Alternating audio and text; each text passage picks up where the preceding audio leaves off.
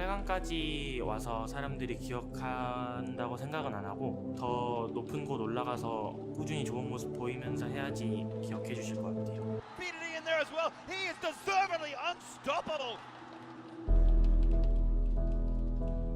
8강에 올라간 것만으로도 대단하다고 생각하고요. 근데 작년에 저희가 결승을 갔으니까 저희가 만족하려면 결승까지는 가야 되지 않을까 싶습니다.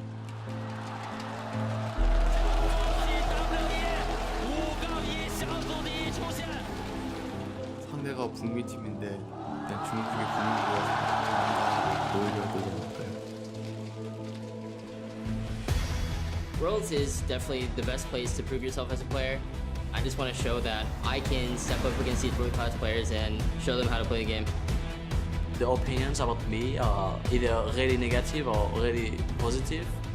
Even though I've had a lot of world appearance, I just have to prove myself over and over every time. Playing the quarterfinals, it's been a success from us, but I don't want just to stop there. If we beat SKT, we're gonna make our names and everyone will remember us.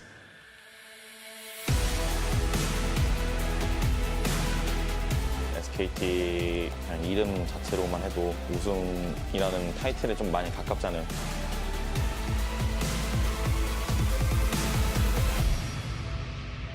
我觉得从小组赛走到8强、4强，这些都只是一个过程。不管是什么体育运动，大家记得永远都是冠军。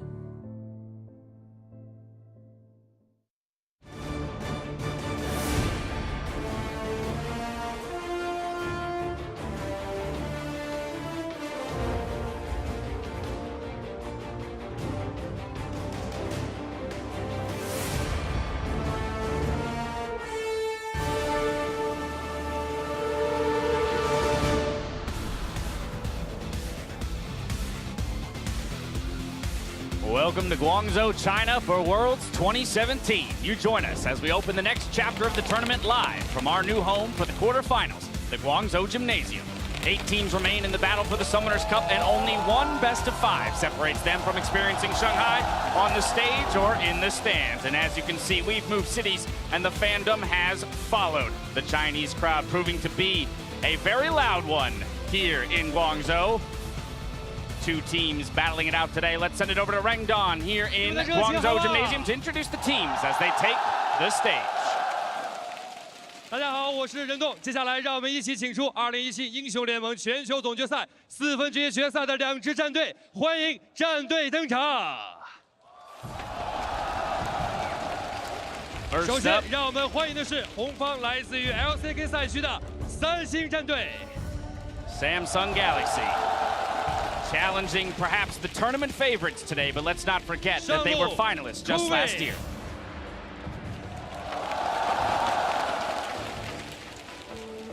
Daye Ambition.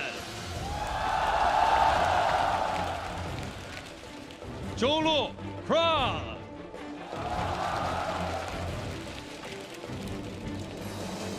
下路 Ruler.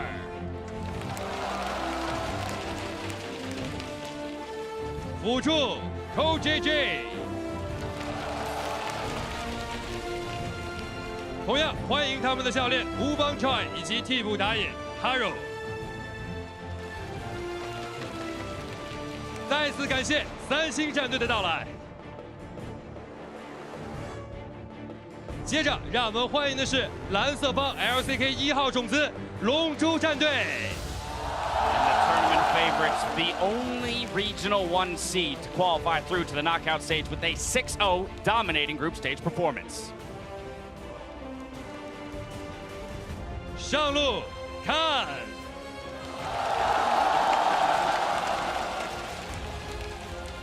打野 Cuzz，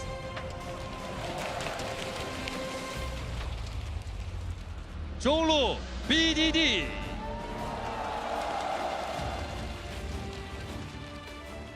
下路 Prey，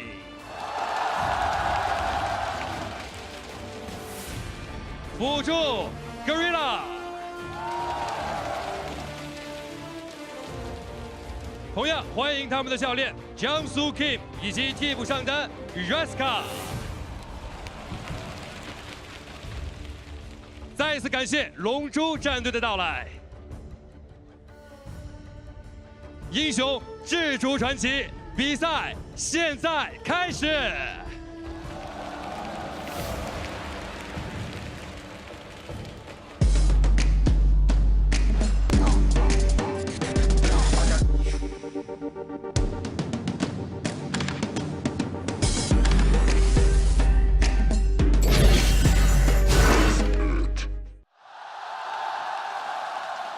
Longzhu and Samsung Galaxy, the first two teams to take to the stage here in Guangzhou for the quarterfinals. Good afternoon, everyone. I'm James Dash Patterson, joined by my day one quarterfinal crew, Martin DeFiscio Lunga, Alberto Crums Rengifo, and Isaac Azeo Cummings. Bentley, we've moved cities. I'm glad to see y'all made it. No one missed their flights, but how are we doing? We ready for some knockout action? I'm pretty ready. Like, looking at this one, Longzhu versus Samsung.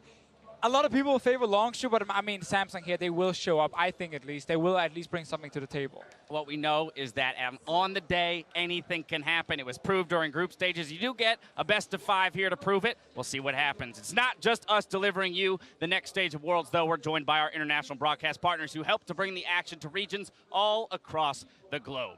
And as we enter the next stage of Worlds, let's go ahead and get an update on the championship prize pool. The stakes have been raised thanks to you guys at home.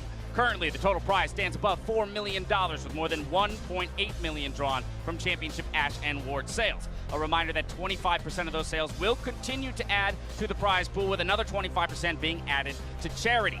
Now you can add to the competition by raising money, or while rather raising money for a good cause by picking up your in-game swag today. As we move into the best of 5s, let's get a reminder of how the knockout stage draw played out. First up, we've got our best of 5 today, which pits Longzhu versus Samsung Galaxy. Then Misfits hope to continue their Worlds run as they face the reigning champions, SK Telecom T1. Rounding out the top side of the bracket, RNG take to the stage opposite Fnatic, with Team WE squaring off against Cloud9 on the final day of quarters. And it's going to be a really good match. It's crazy to think, as you said, this is a finalist from last year. Everyone is saying that Longzhu should smash it, but Samsung has shown that their preparation is excellent, and I'm very excited for the game today. Without a doubt, 4 exciting best of 5s on our way as stakes continue to rise at the World Championship. Here are some of the players that we believe will be fundamental in finding success in Guangzhou. Here are our best of the rip, brought to you by T-Mobile, America's best unlimited network. For quarterfinals, it's Samsung Galaxy's top laner CuVee, SKT's Huni, Fnatic's mid laner Caps, and Team WE's Mystic. First up, playing today, it's Samsung Galaxy's CuVee. And CuVee has been one of the best top laners in the LCK, arguably the best top laner here in the tournament, playing a lot of carries. However, this tournament, he just has not had enough time to shine through. So if Samsung is going to put up that fight against Longzhu today, it's going to come off the back of him and his team enabling him. And I think because Khan plays all those carry top laners, CuVee is someone with that high variance coming out of Khan on those carries who could take over a game and could be that star who changes the series. He was a top performer for the team last year. They're going to need him to be this year if they want to move on in the tournament. Next, we have SKT's Huni, who's been silently pressuring the top lane for the reigning champs. Yeah, and I've been very impressed with Huni so far because he gets a lot of time in the side lanes, he gets a lot of resources, and he's using them very well. He's getting towers. He's also joining teamfights being extremely strong because, again, he is so farmed. And the fact that Huni is going back to the style we used to see from SKT back at MSI and also back in Springsplit, where he can be more of a carry, actually benefits him, gives him another weapon. He's also shown the ability to pull off the split push styles when you think about against Cloud9, getting solo kills on impact, taking down turrets, taking down inhibitors. He has been able to flex his muscles in those side lanes as well as the team fights. Now alongside Huni is Fnatic's Caps, who was crucial in allowing his team to pull off the miracle run out of groups. One of the new European mid laners obviously came into Fnatic here this year and have actually been doing much better doing Worlds than I expected. I thought there would still be issues for him in terms of decision making or being over aggressive when he shouldn't be it. He's actually done really well, especially week 2. I love the synergy we're starting to see between him and the rest of the team, and he's so important for Fnatic. Oh, he's so important to the point that every time that they have a win, his stats go through the roof, but every time a loss, Caps just doesn't seem to be there. So the team is quite bipolar in their performance, and it hinges on him. Perhaps the linchpin for success for that squad. Joining Caps is another player who was able to make the run from play-ins to quarters. It's Team WE's Mystic. And it's been all uphill since the play-in. Mystic has been getting better week in, week out. WE plays so heavily through the bot lane that their success is based on this player, and he has been crushing it in lane, best CSD in the tournament for a bot lane marksman, and he's so good in the mid and late game team fights as well. Good enough to make the final? Good enough to make semifinal. I guess it's something. It's something. All right, there's the call. I don't have to ask you for your prediction then when that series comes around. We'll see if these players can book a trip to Shanghai this weekend. From the first CS to the Flame Horizon, you can follow the best of the Rift in more places than ever before. T-Mobile, America's best unlimited network. Now, as we look towards our matches this weekend, it's important to point out that we saw a significant addition to the world's meta towards the end of Week 2 groups in Caitlyn. Exactly. Caitlyn came in because a lot of dual lanes were playing, like Relic Shield AD carries. Twitch was in there as well, then Janna Lulu. So you had these super bad early game dual lanes that you could really punish with a strong laner. So Caitlyn made it back into the meta because she can push, she can take towers, and these supports like Janna and Lulu can't really engage on her and punish her. And she's been so effective as kind of that bot lane counter pick, 4-0 in the tournament so far, always picked as an answer, not blind so far. And when people are going full late game, you can swing the game completely around, push for these siege comps, and just crush through your opponents, get enormous gold leads before they're ever ready to fight. Well, we did hear that Caitlyn seemed to be so oppressive that people were either banning it or just having to first pick it, but I do think that we're going to see some variation where teams figure out, just as Caitlyn was an answer to the late game meta, what is now the answer to the Caitlyn? We have Ashe, we have Varus, which today is going to happen as Prey and Ruler love those two picks. Or we might see some teams say, okay, we need a really strong mid laner that can push and roam down to the bottom lane, because Caitlyn will, of course, overextend when she's trying to hit that tower. But you got to find an answer, because right now, she's on average 1,500 gold ahead of the other AD carry at 15 minutes. That's crazy. So let's remember that last year, it was the MF support pick that came out in response to Xayah during the knockout stages of Worlds. The question is, what would be the response here to a Caitlyn pick?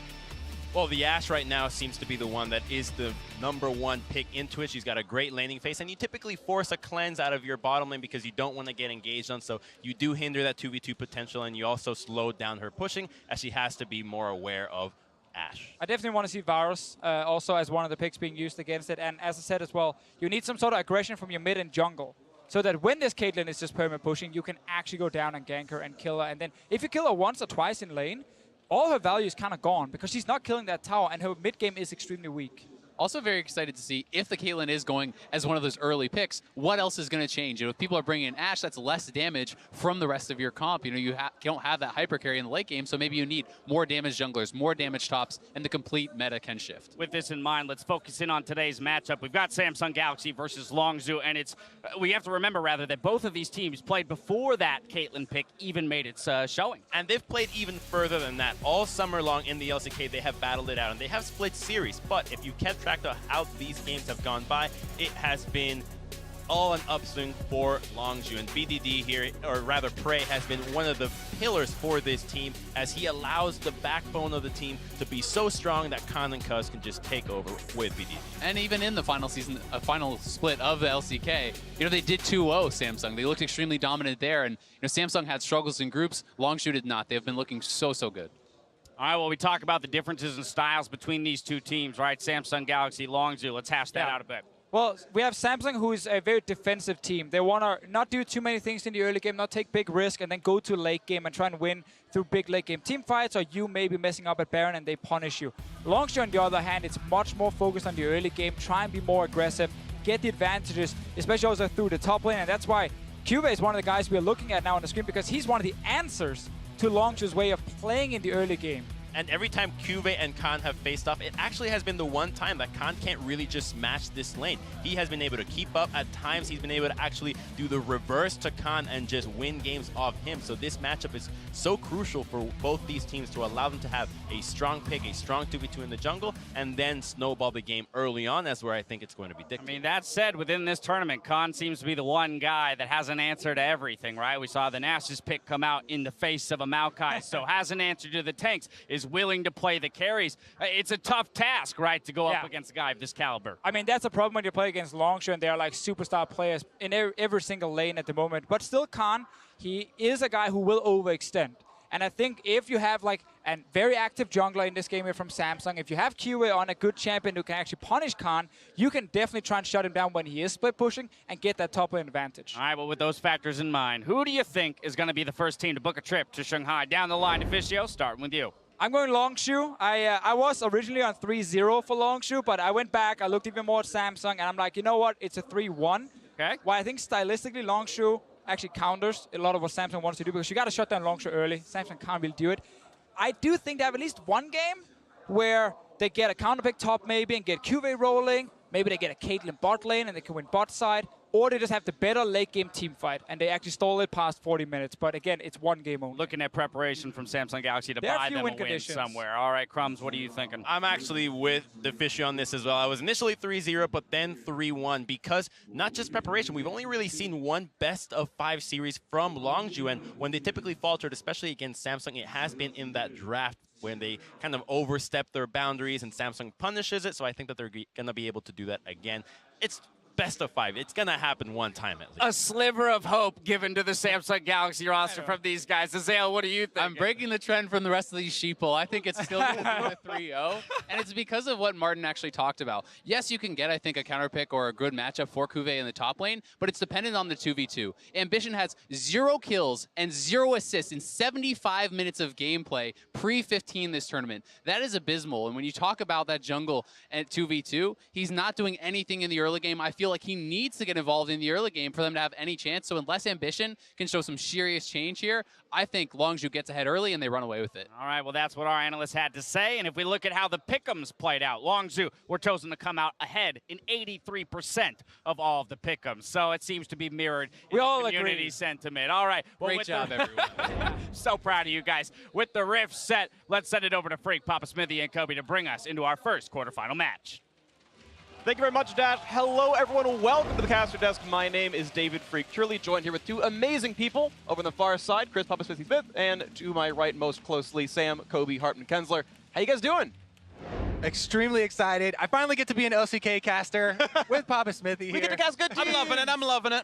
I'm not sure about the predictions, though. Very one-eyed predictions. Longzhu 3-1, Longzhu 3-0. Kind of the story when you talk to basically anyone around Worlds has been Longzhu's dominance. And I'm in that weird spot where I'm like, okay, Longzhu probably the best early game team at the group. They also been the team that has come back from the biggest deficit. So 1 + 1 = 2 Longzhu victory. I can understand. But Samsung Galaxy's ability to craft new compositions, to innovate, to rise to big games, the KT 3-0 that got them here to Worlds, beating SKT 2-0 after Rift Rivals, after both SKT and Samsung were called into question for their losses at that tournament. They can get themselves up for big games, and this is the definition of a big game. Exactly. Best of 5s are a completely different story, and that innovation that you're talking about is exactly what we want to see from this Samsung squad, because as a lot of the predictions are pointing towards, this is definitely a Longzhu favored series.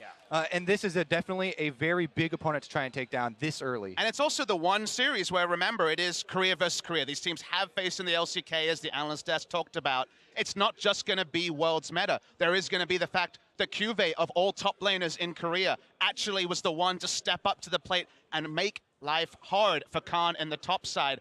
Smeb couldn't do it. Other great top laners like Huni couldn't do it. CuVee was the best performing top laner against him. So there is still even individual matchups that could swing in the favor of Samsung. Absolutely. I mean, CuVee is absolutely an exceptional player. He's the most long-standing member of this iteration of Samsung Galaxy. He's been there since the 2015, They were dark times, Freak, dark times. Well, I understand they were dark times, but he's stuck around and he's become such an incredible talent. He's been a widely respected top laner, both within Korea and internationally. Samsung Galaxy were world finalists and 1 game away from winning the entire thing last time. Same starting 5 as that finalist against SKT.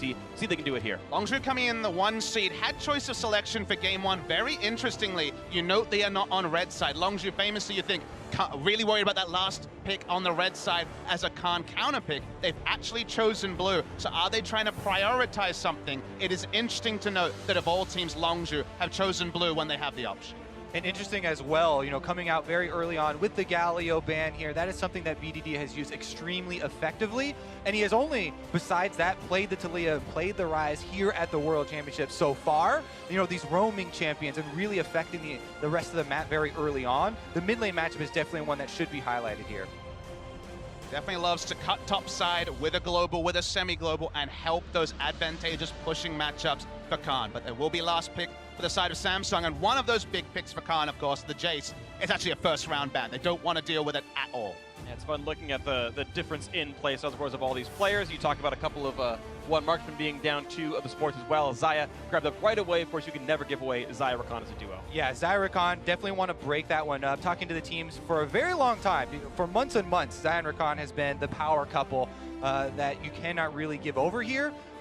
Interesting that we do have some bottom lane focus super early on, because as they highlighted earlier with the AR display, Prey and Gorilla are such a huge part of how Longzhu win, but they're not the big carries of the team that demand a lot of resources like people usually think of when you think of star players. Send all the early ganks there, get them fed and carry. Part of their biggest strength is that they demand almost no early game resources. That definitely means they shoot up the tier list, as you say, because the jungler never goes there, and yet they win, or at worst go even. Speaking of junglers, this is the CC duo. We actually, Rakan and Sejuani, very highly prioritized on the side of Samsung. Note that it was actually taken over the Jarvan that we well know is a flex pick for the side of Longzhu. There are so many synergies with this combination here. Rakan does get to stack those Sejuani passive stacks up as well, and the 2 initiators really work well off of each other. This is very promising, honestly. Hey! No! Longzhu gonna buck the trend. Only Misfits so far since the group stage have opted out of an Ardent Sense of support. Longzhu saying, you know what, Misfits, Europe, we like what you've done here. Aggro supports it is. Yeah, banning away the Janna, of course, expecting a Lulu answer and taking the Thresh, one of the famous picks for Gorilla. Played this in the grand final of the LCK, won MVP, was a carry performance on the Thresh, and this is already a different draft than we would have imagined. This is very exciting and very heartening. You know, Gorilla always is talking about how he loves being on the front lines. He's a playmaker. Him and Prey are the senior members of this squad, and if they get to have their hands on the crowd control, on the initiation tools, then it removes that split second where you have to have that extra layer of communication about going for engage. Yeah, a disengaged support meta was one of the few things when you're evaluating Longzhu pre-tournament, you're like, wait, Gorilla can't do the initiating. The rookie Cuzz has to come in and be an initiator. Maybe that'll hurt them. Certainly didn't in the group stage. They got to 6-0, but it could have been a hiccup in a high-pressure best-of-5. Small note, this is actually only Cuzz's second career best-of-5.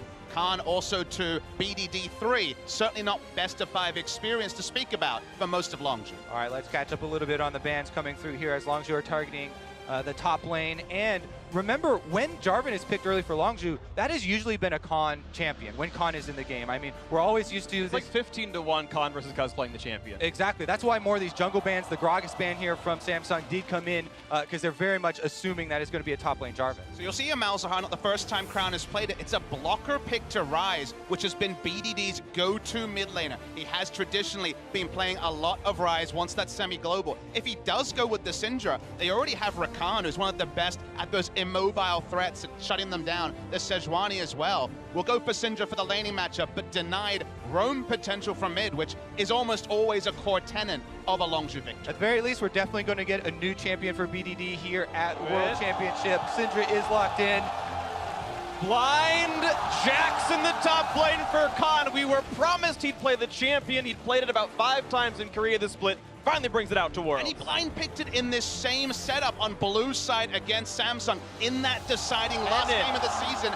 Laning focus here for sure. So we went away from the Chogats, the Maokais. We're going straight for the skill matchups, and Jax blind. Oh boy. What even is the metagame anymore? This is exciting. Kennen, Jax top lane, no Ardent Sense for the blue side. I love Korea. Things get so interesting so quickly here with these last 2 picks, because Kennen with this range matchup against Jax are going to want to try and abuse that earlier. So immediately our eyes are turning towards that the top triangle of the map, and you would think that both bottom lanes will be operating without jungle pressure, which, as we said before, is where Prey and Gorilla have shined through. Now it's going to be a lot about, will Ambition actually be able to step up in that early game? As they talked about on the analyst, as he hasn't created much early on, but a Kennen pick into a Jax, you need to. And it's not only about Cuzz when you're trying to evaluate the helpers on the side of Longzhu, because we've had a meta where it was disengaged and Khan was kind of caught on Jarvan duty, on more traditional picks outside of the Nasus. You bring in Thresh and suddenly the roam potential is there from Gorilla. You can open up some more of the carry picks. He's going back to that carry pool. This is the Khan we saw in Korea. Let's see if it can be vintage Khan in game 1 of this series. Well, we saw Khan in Korea. We actually saw him drop to a CuVee Kennen game a while ago, back the first time the loss of the team. So we'll see what it comes down to on this one. It's going to be all kinds of fun watching both these squads go at the best of 5. I want to see if it's ability power or attack damage. Kennen, AP buff, AP build got buffed partway through the summer split. We've seen a fair bit of that in Korea, but not a lot other places. So definitely excited to see what flavor we get from both these teams here in game 1 of this best of 5.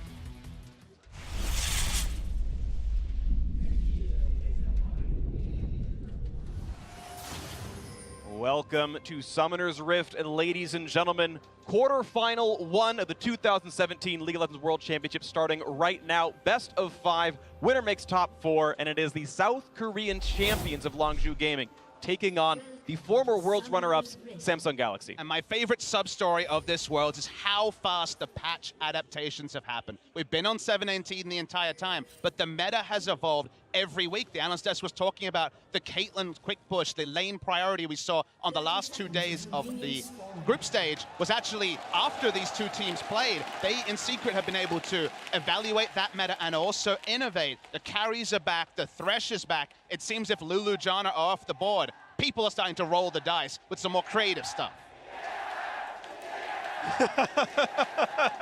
With us in spirit, at least, the TSM chants out of the Chinese crowd. Love how they've been so far at Worlds. One thing I also find very interesting is you talk about teams reacting to the meta game and preparing for it. I wonder how much of this was pre-planned in the first place, saying we're going to save our strategies until tougher opponents. And they knew all along what the real champions should be. They said, all these Janna picks, that's cute. Bandit, of course, they did here. But either way, yeah, strategy. I was going to say, not really fair if Jen and Lulu are both banned. Of course. Oh, they didn't pick Jen and Lulu. But Tarek and Ivern and Nidalee and these other Ardent Sense users, of course, have been seeing a lot of play. So certainly, I agree, both these teams seem to give them a lot of respect. But off those top 2, the world seems to open up. All right, bottom lane start here for both junglers, and they both get those bottom lane pulls. So they very well could end up early presence on the top side, the action where we're looking for. The thing about this Kennen pick is, you know, yes, you can go for auto attack, harassment, then drop into a brush to try and drop your minion aggro and try and zone off early. But if Jax does get those ganks early on from a Jarvan, he's well equipped to interrupt Kennen quite frequently. And if you get that early kill, snowballing definitely becomes very, very difficult to deal with later on. It was actually Jax versus Nara in that final matchup. It's kind of a similar matchup, really, if you think about it. Early ganks, level 3. It's actually level 2 coming through from Cuzz here. As you can see, totally suspected here from Samsung with the early ward. They see Cuzz make his visit over, and Ambition should know that he's coming through to the jungle to look for him as well. That's why he's pulling the Raptors back into a very safe territory over here. And even with the machete start, he is going for the small Raptors. A lot of punishment coming through from Cuzz as well. Gets him down to 200 HP. Ambition's got to be a bit careful, but no cooldowns available means he can't chase any farther. No kill to be had. Takes away about half the Raptor camp. And this is Longzhu. What I noticed the most looking over their VODs is they play around priority the best of any team at this tournament. You know that if they have a pushing mid lane and a pushing top lane at whatever time in the game, right now at 3 minutes, you know Cuzz will invade, get down deep vision, challenge Ambition. Actually, a small surprise I had was one thing I wanted to see Samsung adjust around their level 1s is that every time they play with Ambition, it's been a 5-point defense. They've never invaded for early wards. When you have a potentially high gank top laners, a lot of harass goes over to Crown. I thought they'd look for information about the Jarvan, but they only got it late after he started invading Samsung's jungle. Right now, Crown can feel a bit safe. Right now, BDD is out of mana, so that threat is much lower. With 200 health, he should be completely fine. His reflexes should be enough to flash right for any Jarvan gank, so Crown will be allowed to lane, but he is down far. Oh, I take it back! One more auto would have killed him, but he didn't have the wind-up available. BDD gonna force Crown out of lane. He has TP to get back, but that is a nice early lead with a giant farm lead, 25-12. And there was a laundry list of things for Samsung to realistically be able to stake a claim against Longzhu, and Crown stepping up, returning to his spring levels was something we were looking for, and already getting heavily pressured in lane. And if you talk about returning to previous tendencies, yes, everybody's been all about praising BDD for roaming around the map, creating other plays, and he's really embraced that Taliyah and Galio meta. But this guy, so much of the excitement around him early on was about bullying his lane and crushing people in the 1v1. Now that he has Syndra, it's on display. Kobe, that was my struggle when it came to the top 20 players, when it came to Longzhu being right there in the top 6. How do you order them? Because this guy, the Z God from these famous highlight plays before he turned 17, lane priority on CJ into roaming on Longzhu. You couldn't give him the benefit of the doubt because he hadn't shown that style working. He played some Z, but they'd lost those games. So seeing him now focus on lane is a new BDD, and if he does that just as well, well. Oh boy, it's going to be fun. Continue dominance in the mid lane. Ambition coming around the backside. The 200 health left on Crown. A bit of slows on a BDD. He's going to back out safely enough. Lane stays alive, but it's getting harder and harder for the Samsung Galaxy mid laner. Remember, something that will become important as well, trying to clear out those Voidlings. They're very easy now after a couple of the nerfs to Malzahar were aimed at trying to take that power away from the support position. So just a couple of extra damage there will save you in many situations. But remember, Crown teleported back to lane with an early back and then got DPS'd out by just Syndra and had to Ambition come and help him push. He doesn't want to have to back a second time, but it's a second back in the first 5 minutes for the Malzahar. Here we go. Cuzz has perfect timer on the Raptor camp since he was able to finish that one off Ambition's first time around. And the second clear of a Raptor camp, very important in trying to keep down a jungler. Ambition happened to just soak up that mid lane farm that you were talking about, Crown missing. However, Crown definitely going to be behind experience now, and that is a bad thing versus a Syndra who's looking to bully. Spotted by the ward on the way, and you can look back at the top lane right here where Khan took an early recall for some extra potions. Boots in his Doran shield and all that. Now into the top side, looking for a bit more. His stun's not available for a few more seconds, though. CuVee still trying to run away. Should not be anything more to chase with. Lands his stun, gets some damage back, and Cuzz, that half health could mean a counter if he stays around. You've got the Sejuani coming around. They did see Ambition earlier on a ward. This is all very expected pathing for Cuzz early on. If you look at not only the team tendencies, but also the champion select. Remember, early on, we're talking about the top lane triangle here, which does include mid lane. It's these bullying lanes for Longzhu. So Cuzz has basically just been between mid and top, keeping up those pressure for these guys to try and nullify the area of control here for Samsung. And pressure's kind of been a dirty word for Ambition. Even when his team has had priority, he hasn't been doing little moments like you saw where he'll go and push in, try to get some vision, put down deep wards. He's actually just been focusing on farming, playing very defensively, even when his laners are doing good. Certainly not going to say that with the mid lane. Flashes in, got him! He knew the damage! BDD gets a solo kill the third time around, pushing Crown out of lane. There's no teleport for him to get back. Afterwards, he gets the kill with almost a double stacked minion wave here. BDD absolutely in control of this game. This opens up Cuzz to go steal away the blue buff, and Samsung are bleeding very early on. Hype levels can only increase around BDD. One split at the top level, but already being able to solo down Crown, which really had no answer. 2 camps easily. Sejuani, she has to be second to rotate. She has to take her time. No mid laner to help her out, and her bot lane under turret for almost the entirety of the laning phase. And we talked so much about Samsung trying to struggle through the early game here and how that would be important in their winning in this series. But there's an Infernal Drake as well, and that is now going to be in Longzhu control because of this play right here. Knowing your damage output is so important. You can see about 500 health. Flashes for the Q, already was in range, buffered the ultimate. Super clean, and Crown's face tells a story. Yep, going to be able to pick up that sphere that was previously down from the harassment for the extra damage there. And Crown shoves a wave, tries to immediately back here. Needs as many combat effective items as he could possibly scrounge together there, so he goes for the no magic mantle just to try and survive further. I mean, there's not greed on either side. It was a Merc Treads rush after using his flash for BDD. He has the cleanse. You could understand going for something in the mana regen side, going for the Lost Chapter, going for the mana sustain, but he's just going to go for the safety because he knows AP Kennen, which is what we expect now. We already see the Hextech finish, the Sejuani and the Malzahar. Burst is a real possibility onto the Syndra. Now the mid lane, the flashless Crown has no way out of the punishment here. Cataclysm finally drops down, but a few more shots will do it. Not going to stay in range, though. Can't quite get the kill on the Crown. Look for the next play onto the bot lane. Not going to come through here either. Yeah, I believe there's a few more seconds. Yeah, BDD's ultimate just comes up now. So, yes, the positioning was good for that gank, but he didn't quite have a timer on his ultimate to finish him off. Still, he's in a weakened state right now, though. Right, Crown's at 600 health, and ulti could almost kill him. Of course, across the wall, they're going to go for this one. He's going to wait for the stun to land. Ulti pops across.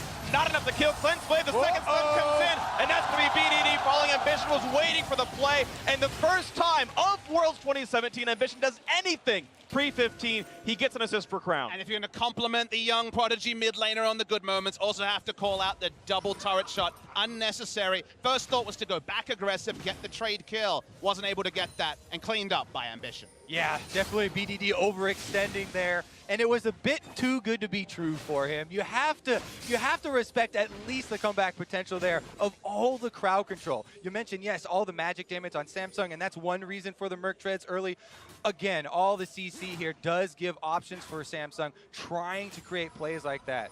Thing is, there was partial respect. They warded the Raptor camp itself.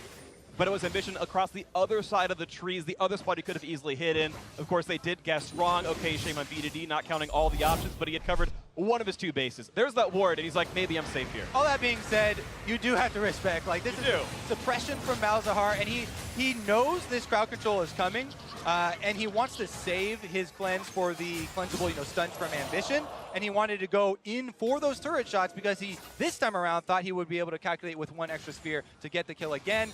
Not going to be the case. Then he also uses his E backwards there, doesn't hit Ambition, and looks a little bit funny. And it's not really an escape rope from the laning phase either. You still notice that it's about 37, around 40 CS down for Crown. It was kill credit also over to Ambition, so it's not bailed out yet. He's going to need a couple more of those to rescue him from what has been a painful laning phase on the side of Samsung in the mid lane. You talk about painful laning phases, and you'd feel like Jackson to Kennen would be rough, but Khan holding on pretty nicely, only down 9, but Ambition now wants to make it a bit more difficult. Looking for the top lane play. CuVee pulls Zago first, only comes across, trying to dodge the auto attack, but will it be enough for Samsung Galaxy? CuVee holding aggro, letting Ambition go for the duel, but he can't do enough damage. Gonna try again, but he pulls aggro with Khan. Could pick him up, one more attack will slay him. The passive gonna try to time out. Oh, but Ambition charges him back for it, and a 2-0 start for the Samsung jungler. And the trade on the bottom lane for Longzhu here is going to be rushing down for the first turret gold bonus. Samsung, though, they did clean up the top lane kill, even though it was messy. No flash available for Khan. Would have flashed for an auto, probably got the kill, but no cooldown on the Q either. Nice map movements means they do pick up the first turret blood, but there's going to be an answering turret for Samsung. The lane priority going to keep that 350 extra gold from first turret on the Longzhu side, but this game you see now only 600 apart. Who would have guessed Samsung Galaxy to actually have the strong enough early game that they're actually up, or at least close, up in kills at the very least against Longzhu. And it's always weird because I see this team obviously the most of anyone here, and I notice them, and there are still one-off games for Samsung. It's not really rhyme and rhythm to it. 1 out of every 10 games. Ambition is super active in the early game. It's usually the Rex side, but here he comes in. He knows Khan's flash is down. They trust on the damage. It almost lets him down. Well, watch how Khan plays this too, because the beginning is so good. He dodges the first Winter's Wrath here. The second part does so much more damage. Well, let's jump into live though. There's no turret. What are they going to find on this one? CoreJJ going to wait to try to find someone to jump to. Does get over the wall. No stun going to land just yet. A pretty mechanically strong escape, but 2 flashes down for the Samsung Galaxy duo. BDD used his. BDD flashing in there, unnecessary, but you can see he's feeling the momentum. He wants to capitalize and course correct after his death earlier. They will return, and in all of this, there was an extra kill to Samsung on the top side. On the bot side, the Infernal Drake was taken for the side of Longzhu. Still is an objective, and they contest the blue as well.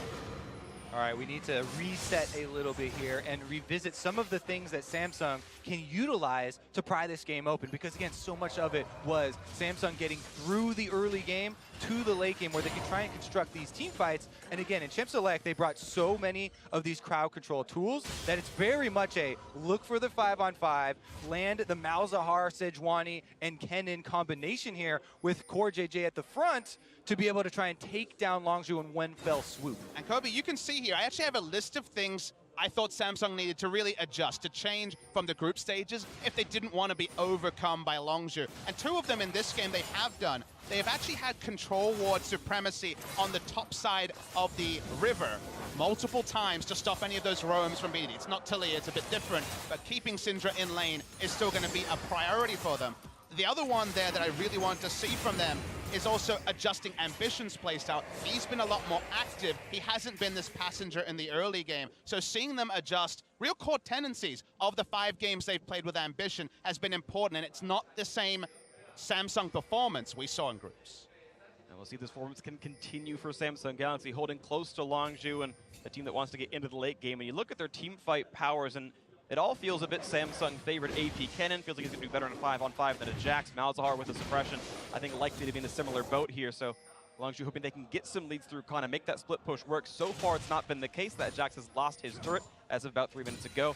At some point, he might come online, but so far not the case. And because there is so much AoE magic damage here on the Samsung side, that's why we're seeing all these Merc Treads come through. They want the magic resist, they want the tenacity to try and be able to function in those scenarios. As you mentioned, Jax, especially early on, does not want any part of the 5-on-5. I mean, there's so much splash damage flying around that even the Kennen ultimate really negates a lot of the effectiveness there. So that's why Longzhu are trying to keep Khan off on his own, and the other 4-man squad are trying to create these plays. We keep seeing bottom, they took the turret and dragon control, and they're trying to get more advantages in this area. It's actually very good for Longzhu.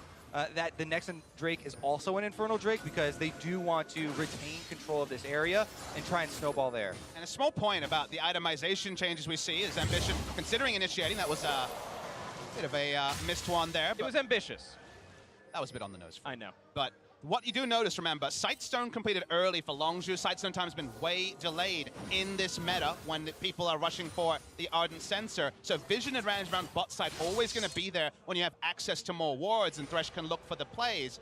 Late game, of course, as we know, the Ardent Sensor will come online now that it's finished. So there is different kind of breakpoints. The tug of war, the momentum goes up and down when split pushes, but also a vision advantage are in the game.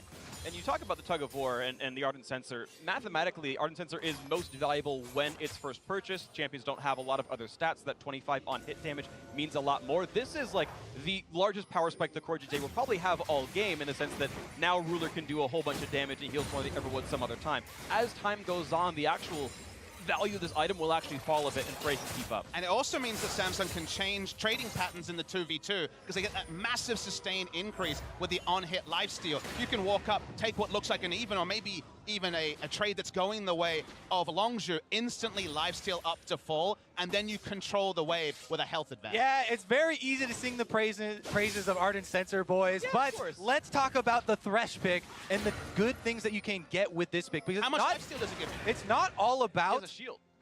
It's not all about the initiation of Thresh. We talk about Longzhu trying to keep the map a bit spread out here and trying to keep Jack's, pressure point on that side lane. One of the biggest things and understated for Thresh is the Dark Passage and saving people, as we saw on display in the river, from the hard CC of Samsung. It's going to be so critical. A lot of times in the past, when we've had teams play 1-3-1, and Thresh was a huge part of it, the Thresh would trail through one of the lanes so that you would have an escape for your pressure point and a valve to kind of let that off. Currently, though, in the Fog of War. Look onto the tank, though, not easy to kill Ambition. Knock him out of the back line, and Malzahar, he's going to flash away, so Crown's out of the fight. Now the Cataclysm with the front line. Look for Ambition. Getting lower and lower. 400 health. They're taking attack. One more shot will do him in, and Prey gets him that kill. Now Ruler on the backside can't get the kill on the Cuzz. He's going to stay alive through the satchel.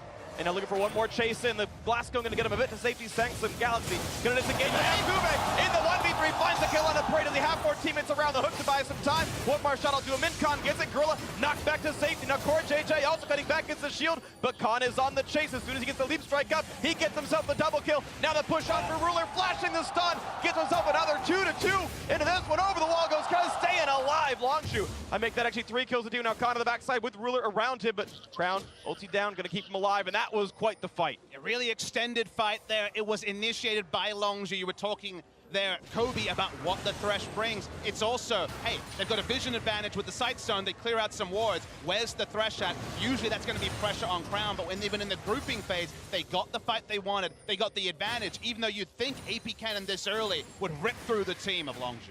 Exactly. This game is so much about item power spikes. Rather than looking at the gold on the scoreboard there, sometimes people are misled by who is currently ahead, but it's so much about what you've actually completed in your inventory. And that was one of the big points right there. We did see so much damage coming from this Kennen. He is peaking on magic penetration right now. His ultimate does have very high effectiveness. Once you get post-level 11 and you have your Leandries plus your Sork shoes, like there's just so much burst coming through.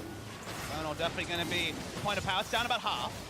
Points available for both jungles. Spike play comes in. Blue team picks it up. Grabs it off Ambition. Smite actually comes in a little earlier on that one. Now they re-engage the Giants. Then comes across and Prey, losing his life yet again.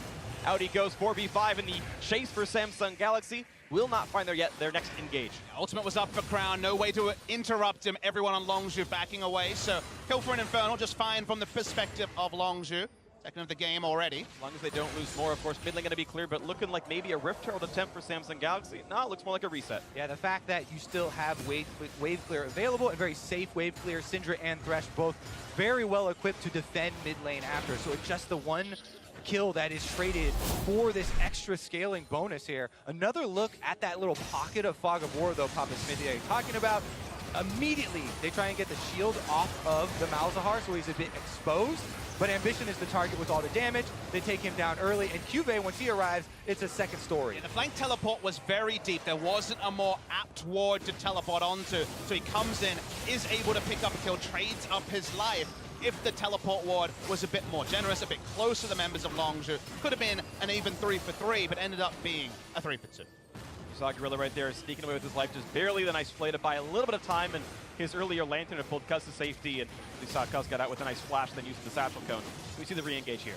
You can see the replay. Actually ends up being a Jax auto attack of all things. Smite was used by Ambition, not by the jungle there on Longzhu, Cuzz, as you say, and the fight continued from there. And a nice ultimate from Ambition does lock down that kill on the exit that you talked about. Prey getting annihilated there afterwards.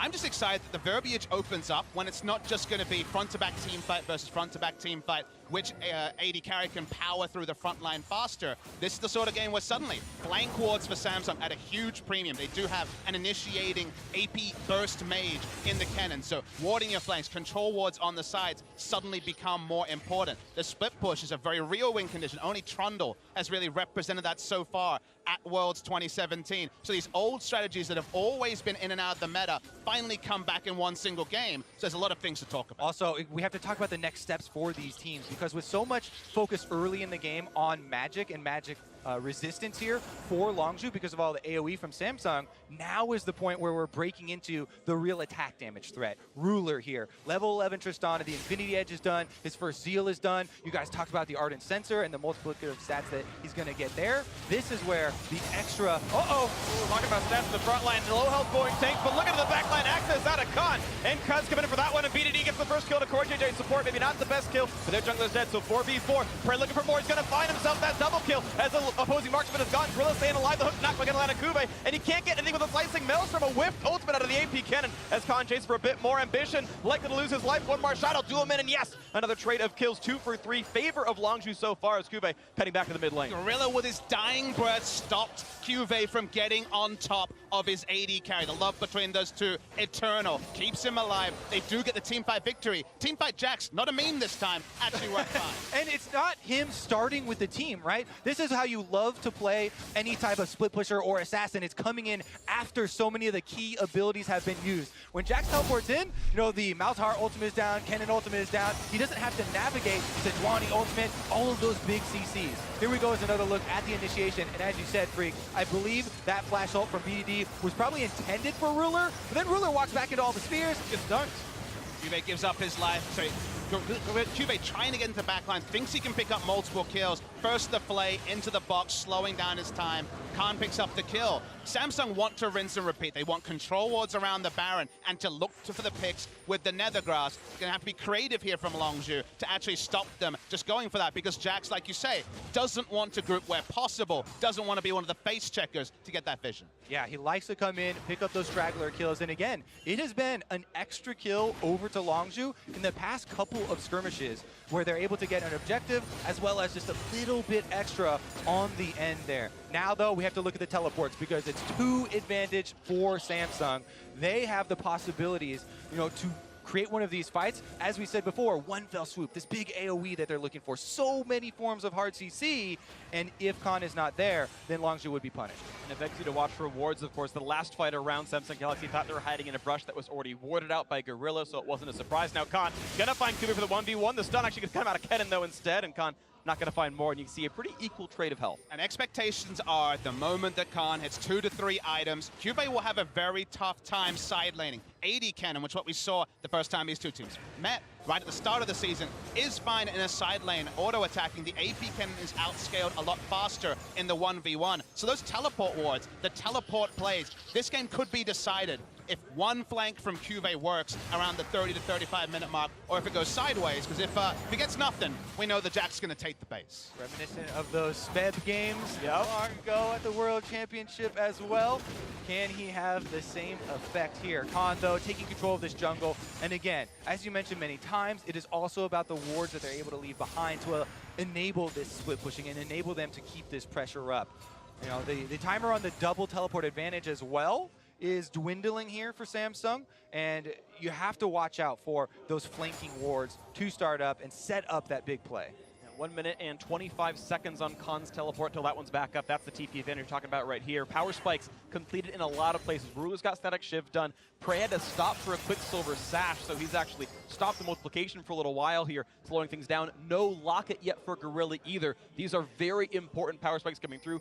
CuVee's got his flash backup. He's got his Proto Belt in there as well to make sure he can reach the back line. This is one of the best possible times for Samsung Galaxy to find a 5v5. The most immediate goal for Longzhu is to take down that mid lane turret. Whenever you have Blitzcrank, Thresh, these initiating supports, taking down mid lane turret can be so pivotal to getting the deep vision down. For now, they have to respect the fact that Sejuani and Malzahar, or even the Rakan, are camping brush, and that means it's much easier for Samsung to place their control wards and defend them than it is for Longzhu to put them down until they have the extra space that taking down mid lane outer provides.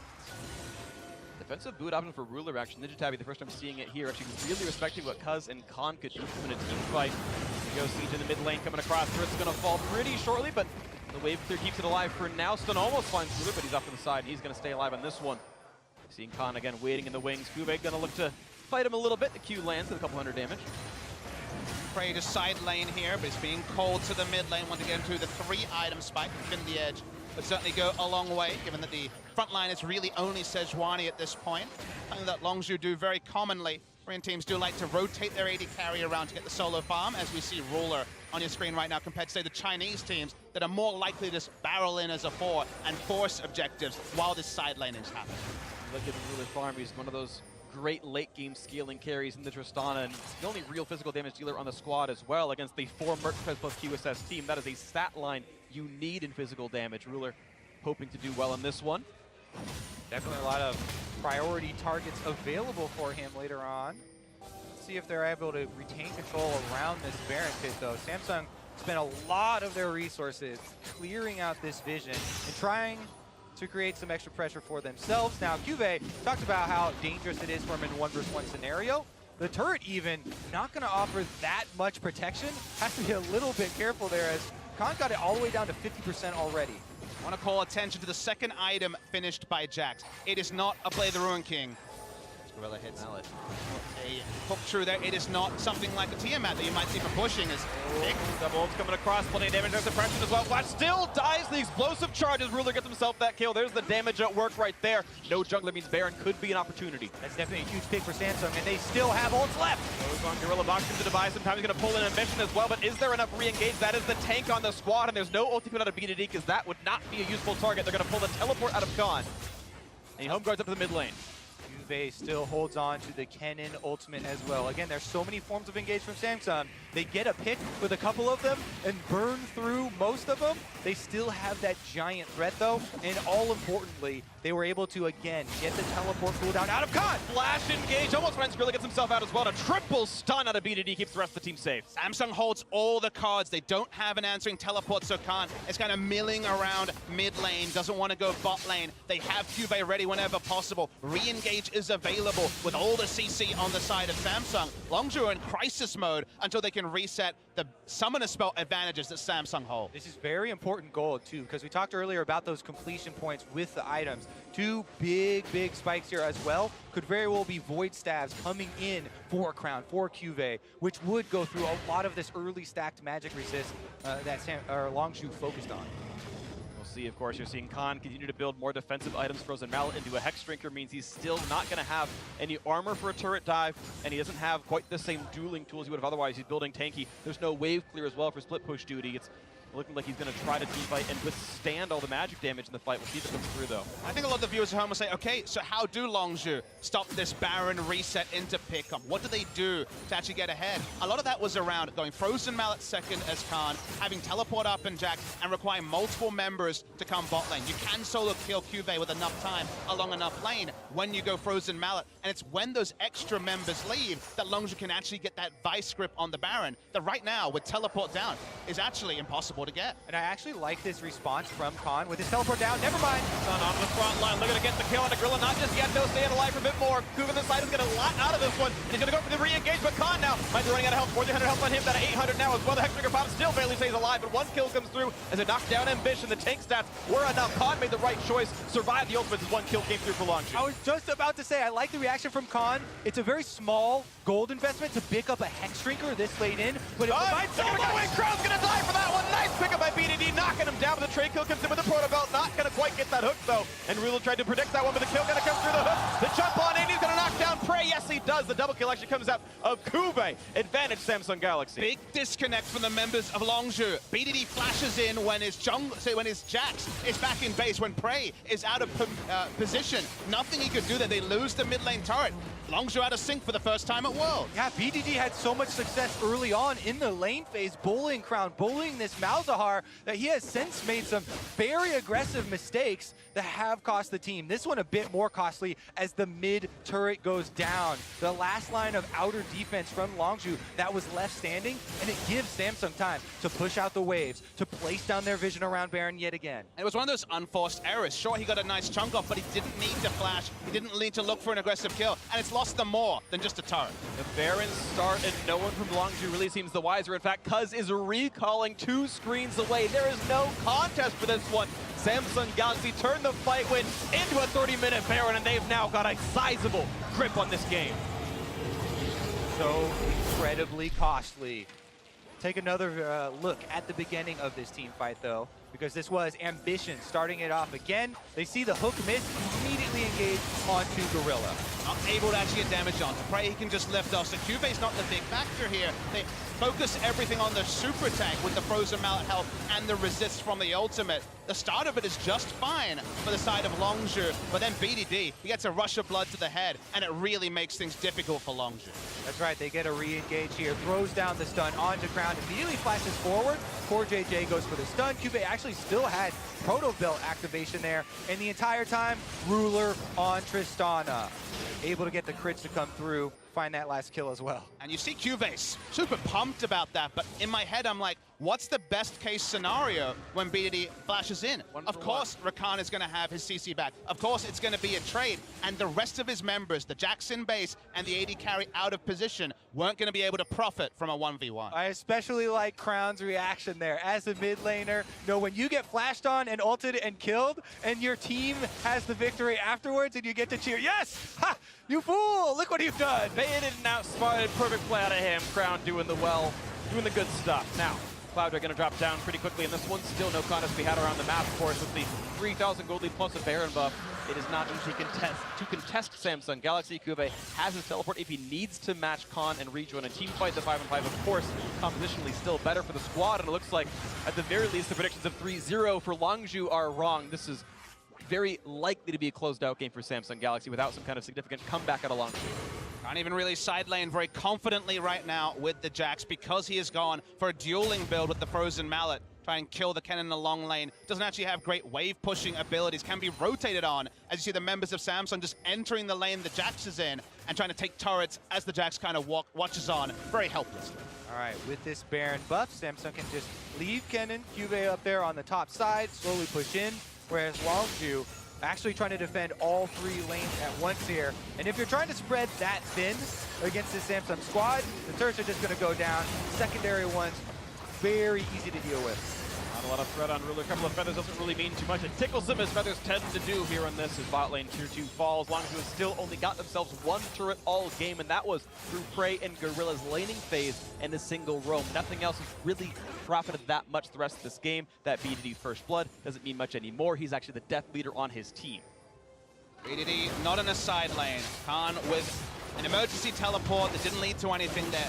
Whole game plan kind of falling apart, where Samsung needs to barrel mid lane. There's not really a lot of options for Longzhu. Now the question is, are they going to do another emergency teleport, or are they just going to give up this inhibitor in exchange for the outer turret on top side because they know they can't fight it? They know that even though this is a terrible trade, they have to take it because there's nothing else you're going to get. You either get nothing by teleporting back, or you get at least the outer turret on top side and a bit more farm on the Jax. It's the kind of play that gets you flamed in solo queue, but it's the right choice. There is no 5-on-5 to have against a Baron buff team with a better team fight composition. Khan will get what he can, and Longzhu will keep bleeding resources until he gets that individual edge. But that's the question, is can Khan ever really beat CuVee enough compared to what the rest of Samsung can do the rest of Longzhu? And your first instinct has to be no, because to beat a Kennen in a very long lane, basically only turret up on the bot side is the inner turret for Samsung Galaxy, you need vision and face-checking brushes to take over what you can see is a red ward dominated bot side for Longzhu's red side, let alone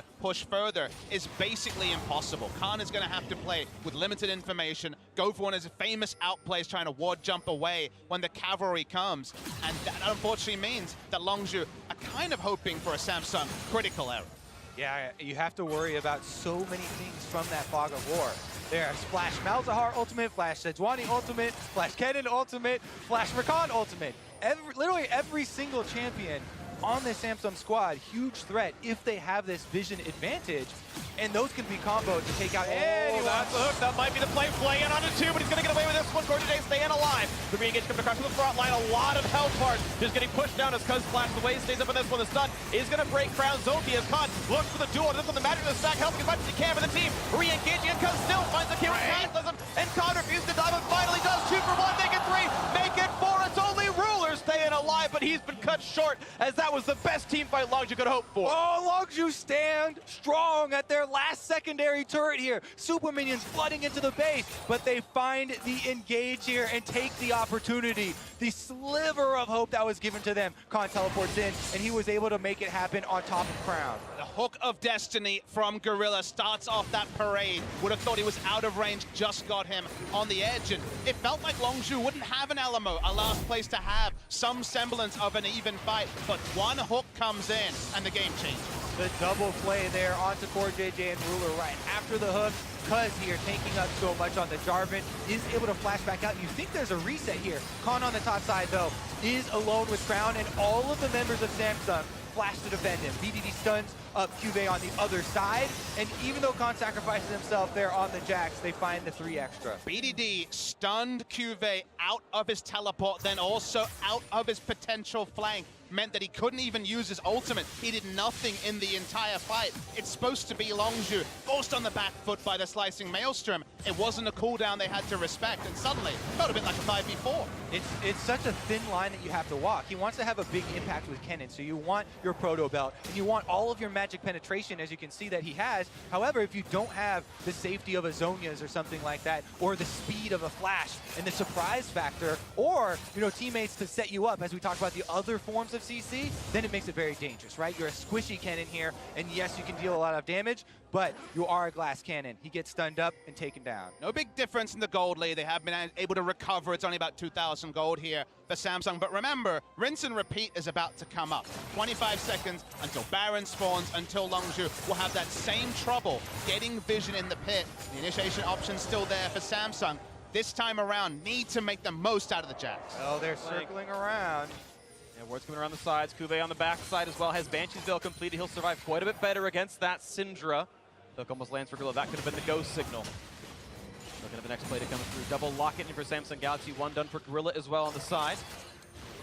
They're waiting for Longzhu to see if they can find themselves the opening as the wards get killed out. Gorilla gets himself ready to go for that one, and Trey's wave clear continues. Dead inhibitor in the mid lane means that Longzhu have to manually reset mid lane consistently. Samsung Galaxy get that control on their own no matter what. But Longzhu are able to push up past the midpoint of the mid lane because CuVee's teleport is down. We know there's lots of vision, some of it's being replaced, but there was a lot of deep vision. Now they're trying to force CuVee to respond to a Baron stun. It's a 5v4, there is no Kennen, he can't join. Engage comes across looking for Crown. They've got rid of the passive, and he's going to get able to flash down. Redemption gets a bit of health back on the squad. The re-engage for CoreJJ. They still don't have the player just yet, but one kill in for Ruler. The suppression comes across. There should be 2 as Khan will drop, and that's a clean 2 for nothing without even having their top laner. Longzhu knew they had to force something here in the teleport cooldown, but Samsung 4 versus 5 find the kill themselves. And by the time CuVee arrives, it's a free Baron. A second free Baron of the game might be the death knell predicted earlier. In this case, Gorilla opens up, taken down early. Khan can't be a solo frontliner. and they just have to wait and reset after all their good work around their inner top lane turret just about 3 minutes ago. We're up to full build for Prey practically in this point. He's got 70 crit chance in the upgraded Quicksilver Sash and a Scimitar as well. Only one slot left to go. Similar for Ruler here, who just has a Scimitar upgrade for himself. And the push into the top lane continues. The respawn still not here just yet. Turret number 7 falls for Samsung Galaxy. The gold lead about 6,000 here, and this one as they look for the inhibitor itself. And the turret in front of it as Khan is still 6 seconds away. They can try and push hard on this minion wave. 4 more seconds on the Jax, and they've got plenty of time. No more turret to defend them. This is an inhibitor. It doesn't fight back. It just regens a little bit of health now. Ambition gets right back to the box on a 2+ HP. He's going to be okay. A stun in the back line, but there's no follow-through. Ruler going to stay alive. He's going to be okay. Inhibitor will fall. Given up by Longzhu. Just a poke coming out from the blue side, and they won't get much more. That is the second inhibitor fall, as mid has already respawned, though. Top inhibitor down, and mid inhibitor exposed with an Elder Dragon. This is Longzhu with so many pressure points they have to deal with right now. Another look at starting up this Baron, though. The initiation so critical. Cuzz wanted to soak as many ults as possible, but he just jumped in, pops his stone plate, and wasn't able to soak. CoreJJ able to get the reinitiation. Khan caught on the backside, even though Crown was sitting in vision at the time, took him down. The peel off there was not as decisive as was needed, and the moment the first 2 CCs hit, everyone had to back away from Longzhu. Just an absolute massacre there, you know, starting up Baron and Samsung coming in with the 4 members. Let's see now, as Elder Dragon is going to draw Longzhu into very dangerous territory. Look at all the wards again going down from Samsung. They have an easy setup. BDD doing infinitely more damage than the last team fight, this time landing the stun across some members, and maybe that buys a few more seconds. Ambition, though, waiting in the wings. They see Cuzz. This could be the fight that Samsung wants. A great stun, going to land in the front line, push back a little bit longer, but Ambition pretty healthy, and they waste the unleashed power on the tankiest member. Don't know if I love that out of BDD, and now a Syndra ult down means CuVee can feel a lot more comfortable. Look at the next play as Ruler wants to jump in. Nice kite back, gets away from the stun. A wallbox on Ambition, maybe trying to DPS him low enough to not be a front line, but as we can see, did not find any real value. Like you say, Khan looking for a flank, but an initiation sounds like it's just not going to benefit Longzhu in the slightest. The long-range skill shots come out. A hook from Gorilla, but it attacks the caster. The stun from BDD. This time going to hit again, but won't find much more. No follow-through route from Prey just yet. The hook coming out. That one's going to miss as well. Mid inhibitor going to fall. Baron still on for a minute, and 2 inhibitors are down. Pressure mounting here against Longzhu. They still have Baron buff on Samsung's side. 2 lines of super minions heading in. And the Baron empowered double cannon wave, they can just sit here and slowly wear away at the rest of Longzhu's base. 30 seconds on Baron buff means this and maybe one more wave for the push. Almost lands up on a CoreJJ. Not quite a root on Ambition, but again, it's tanky. Stun's going to land in the front line. Prey gets away the push to the Sash, and that's some of the big cooldowns missing. Into the front line goes Cuzz with the Cataclysm, but now he is alone and a bit isolated. The turret's gone, and he's been shut down. Ambition getting himself that kill as the turret's already fallen. Now the inhibitor to stay alive, but 5v4 with minions inside the base is almost certainly the game-closing fight. No big ults left for Samsung. They saw Prey zoned from damage because CuVee still has flash ultimate up. Big stun. CuVee is not going to quite haul a heal for good measure. Wouldn't have died anyway, but still, the team able to actually walk back with this one. They don't want to quite risk a comeback fight. Triple inhibitor down, though, is almost a certainty at this point, though. Yeah, this is going to be a very brief respite for Longzhu. Elder Dragon should be cleaned up here by Samsung. They can go back and purchase with all of the extra gold they just got off of those victories and return to deliver that definitive blow to the Nexus. The surreal thing about this game, guys, is that, again, we remember, Longzhu chose blue side. Still, they went for a 4-1 strategy. Still, it was about setting up Jax, usually a counter pick as the final pick on red. But blinding is greedy. They blinded the Jax, maybe surprised that CuVee went away from his meta champion pool and took the Kennen. Gonna watch the replay first, but a lot of things a little bit off here for Longzhu. The initiation on point from Samsung. CoreJJ gets 3 of them with the combo there, and then Cuzz tries to answer. You know, Jarvan's goal there is to jump in and pop your stone plate before all the ults hit you, then hope that they use the ults on you afterwards. But Samsung not using them too frequently and are able to just focus him down and still have the pressure. Just to finish the point on the drop, to me, the only reason to choose blue side is to kind of invite Samsung to choose their bot lane and get value out of the Thresh, get information, go for the Thresh, go for the proactive mid game. They missed their mid game window through some big mistakes, most notably from BDD. This was not the texture of the game that the Thresh was selected for. Longzhu protecting their base, just the dregs of the base. Prey at half HP from a couple of skill shots or auto attacks hitting him now into the mid lane. They go a nice double stun, but no follow through. You have to expect those are the kind of openings that come so rarely for Longzhu. They don't pull trigger in this one now. Khan looking at the 1v1 against Ambition as the Frost Armor drops, goes back to the duel, lands the stun, but doesn't do anything against that tank as he gets stunned up and just buys a bit of time. You can see Prey can do some damage. He's full build right now, 100% crit chance, but is it going to be enough? As the Siege now pushes into the mid lane, 5v5. Looking to knock things down, they pull an Ambition, they find the Sun and a Cuzz. Here comes the charm, the jump in, the combo. Doesn't quite get anything yet, but the turn's gonna fall. Ambition low, but still tanky enough to stay alive. Redemption buys a bit of time. Gorilla though below 1k HP as the push continues. CuVee, free time on the side. A few more shots will knock down the last turret, and there is only the Nexus left to knock down. As Thunder really gets away. The lock-in device time as well. And Prey can't quite get it. The dodge away from Cuzz. 1 kill picks up, now make it 2. Cuzz gonna fall, makes it 3 and 4. All 5 gonna drop as Prey is just trying to make it happen. He can't do it. That's gonna be game 1 going to Samsung Galaxy. What an opener! Samsung strike first here, gaining the advantage in this best-of-5 series. Both teams rolling the dice with new strategies, a new take on the meta. Samsung was more standard. They left the last pick for CuVee. We said needs to step up, needs to contain Khan. A pretty big pass mark to him there. Was able to do that. The Thresh pick that looked good at the start was quickly no longer a boon for Longzhu.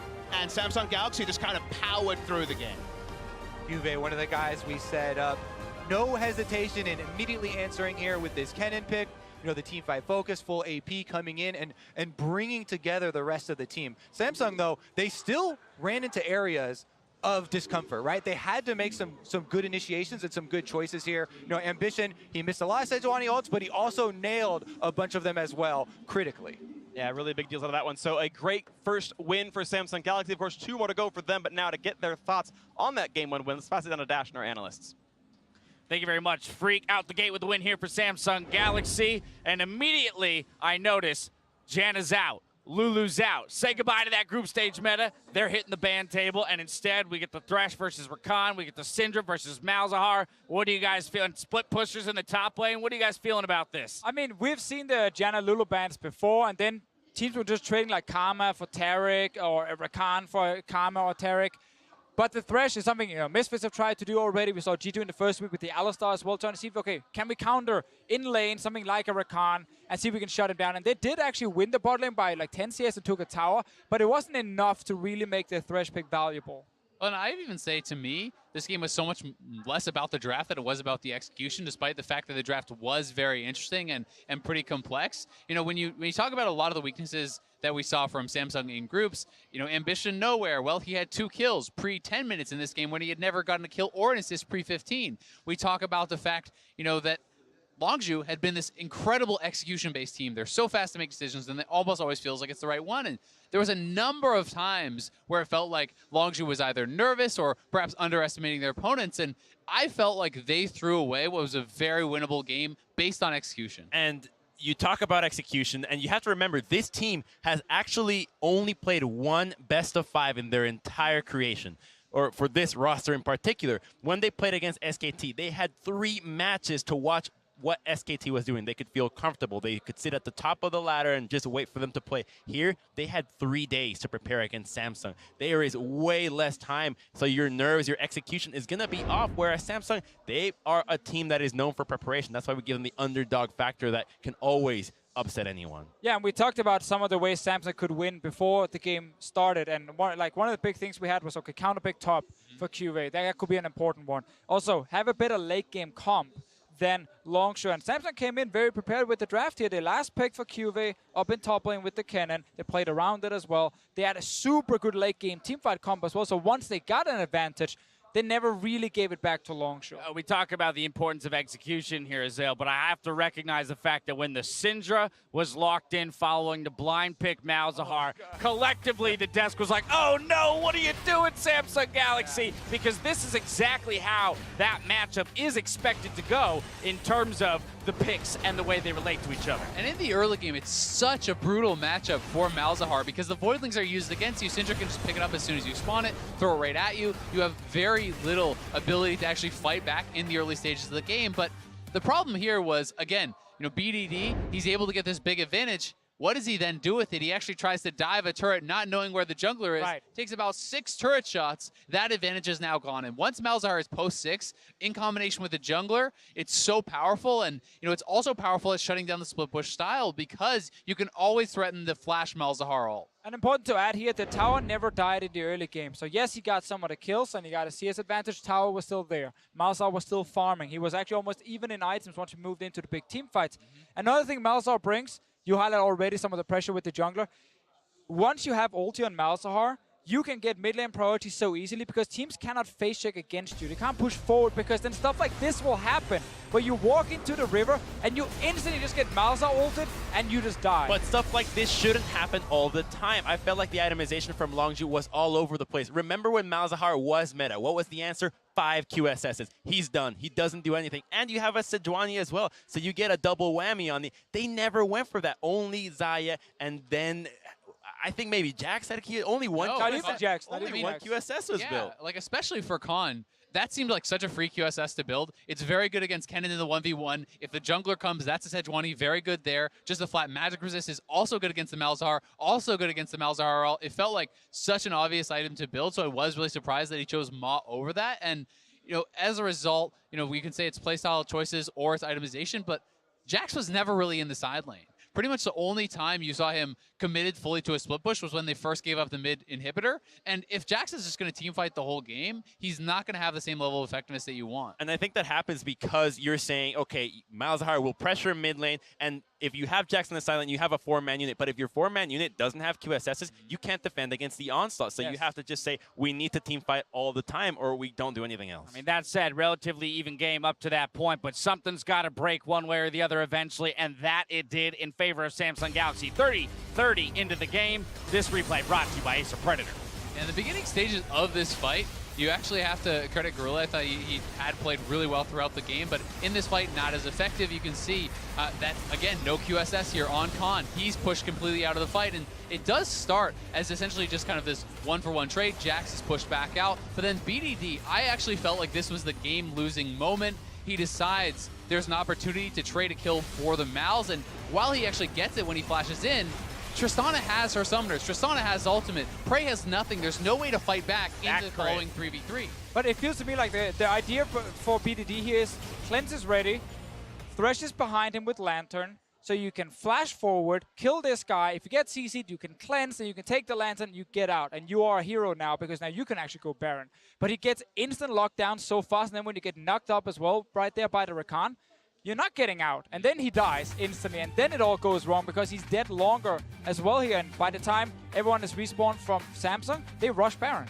And because Jax can't actually split push against a Baron comp, right? You're then being pushed in, he's forced to actually group, he's forced to team fight, and I think that, Samsung played a very good game, and if this is the level that they're going to bring, and they're going to have a much closer series than we were anticipating. This is why the Korean team, especially Samsung and SKT on the other side, are just so well regarded as playoff teams. The preparation that they come in, the fact that they've been here a million times before, they know how to handle these situations, and so they're just going to make some mistakes here and there, but when the plays matter, they almost always deliver. Now, you two spotted Samsung a game, essentially, in your predictions. I just received word that they have selected red side for Game 2, so valuing to some degree perhaps the potential of a counter pick. But I want to start now focusing in on that second game. Talk about what we might see change here. Do we continue to shy away from the Jannas and the Lulus, or does maybe Longzhu fall back on comfort there and indexing behind Prey? There's probably a high chance they go back to an Ardent Sensor support. Like typically if you do this in a best of 1 or in a best of 5, when the first game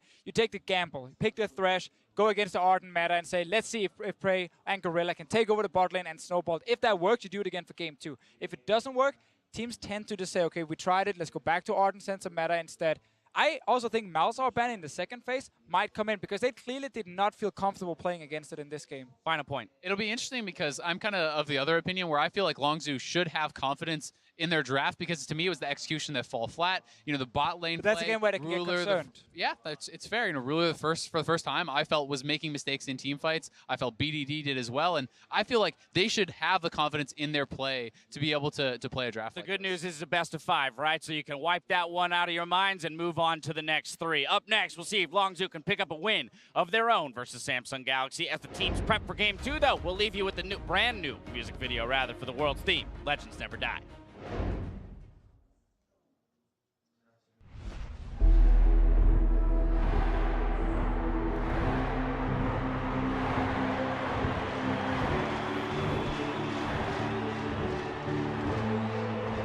Legends never die when the world is calling you. Can you hear them screaming out your name? Legends never die, they become a part of you.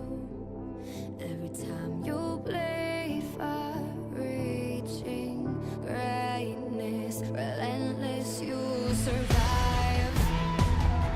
They never lose hope when everything's cold and the fighting's near. It's deep in their bones, they'll ride into smoke when the fire is fierce. Oh, pick yourself up, 'cause legends never die when the world is calling you. Can you hear them screaming out your name? Legends never die, they become a part of you. Every time you bleed for reaching greatness, legends never die. They're written down in eternity.